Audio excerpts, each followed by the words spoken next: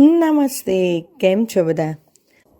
ભાઈ, એક વાંદરા ભાઈને પરણવાની બહુ તાવડ આવી. એ તો કહે કે માં, મને પરણાવી દો, ભલે બહુ રૂપાળી ના હોય તો એ ઘરમાં વહુ લઈ આવો. એ સાંભળીને માને પણ એવું થયું કે હા ભાઈ, હવે આ પુત્રને તો પરણાવી દેવો પડે. ત્યારે એના પિતાજીએ કહ્યું કે એને પરણવું હોય ને તો પહેલાં એને કહો કે જરાક ડાયો બને.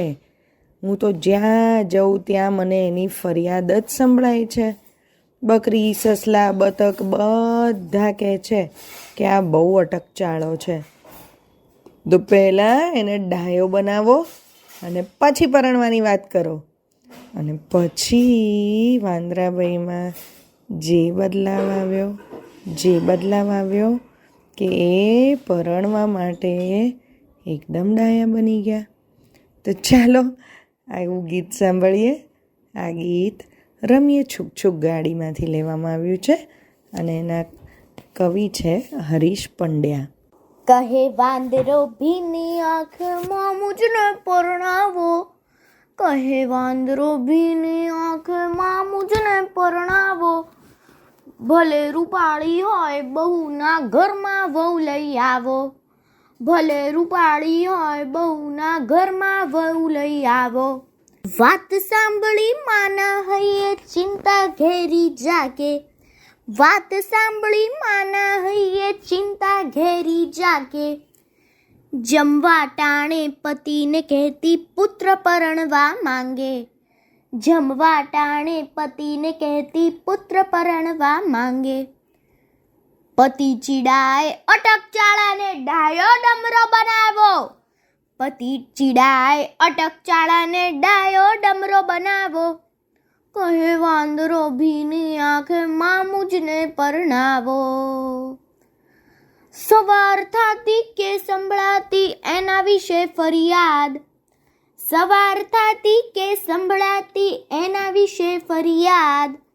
બકરી, સસલા, બતક રડતા કરતા મુજને સાદ, બકરી, સસલા, બતક રડતા કરતા મુજને સાદ. આપી સમજણ બીજા ડાયા વાનર જેવો બનાવો, આપી સમજણ બીજા ડાયા વાનર જેવો બનાવો. કહે વાંદરો ભીની આંખે માં મુજને પરણાવો, કહે વાંદરો ભીની આંખે માં મુજને પરણાવો. એ દિવસથી ડાયો થઈને વાંદરો વનમાં ફરતો, એ દિવસથી ડાયો થઈને વાંદરો વનમાં ફરતો. હસી હસીને વાત કરે એ કામ બધા ના કરતો, હસી હસીને વાત કરે એ કામ બધા ના કરતો.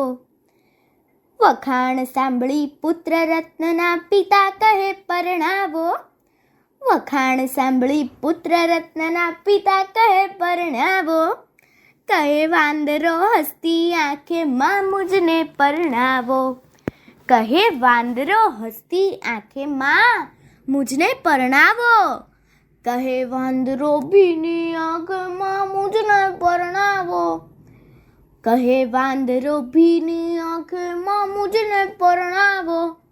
ભલે રૂપાળી હોય બહુના ઘરમાં વહુ લઈ આવો, ભલે રૂપાળી હોય બહુના ઘરમાં વહુ લઈ આવો, ઘરમાં વહુ લઈ આવો, ઘરમાં વહુ લઈ આવો. અસ્તુ.